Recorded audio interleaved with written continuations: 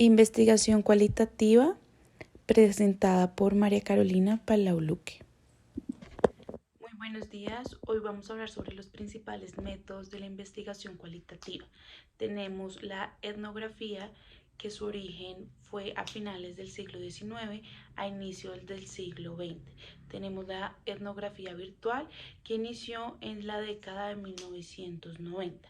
También hablamos sobre la teoría fundamentada, que dio origen en 1960, la investigación de acción, que dio origen en 1940, el estudio de caso, que dio origen en el siglo XX, así como la fenomenología.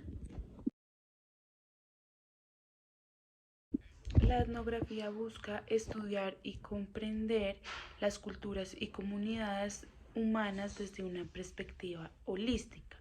Cuando hablamos de la recolección de datos, ellos hacen entrevistas, hacen diario de campo, hacen análisis de documentación y adicional observación participante.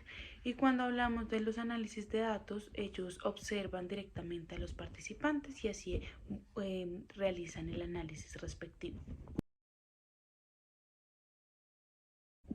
Continuamos hablando de la etnografía virtual, que comienza con la exploración de comunidades en línea y los espacios virtuales. Cuando hablamos de recolección de datos, hablamos de la interacción en redes sociales, que como ustedes ven en los últimos tiempos ha sido masiva.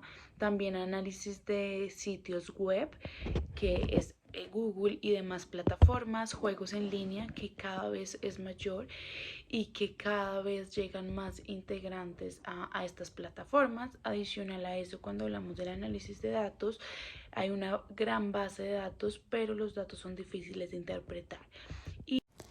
Ahora vamos a hablar sobre la teoría fundamentada, la cual nace ante la necesidad de construir una teoría a partir de los datos. Construye teorías que son sólidas y fundamentadas en los datos. En este método, cuando hablamos de la recolección de datos, se recopila información de fenómenos ya estudiados. También se realiza observación participante, también entrevistas, se hace una revisión muy importante de los documentos, muestreo teórico y para la selección de participantes. Y cuando hablamos de análisis de datos, identifica los conceptos y categorías que surgen de los datos y luego relacionan estos conceptos con categorías para construir una teoría que pueda ser compartida y comprobada.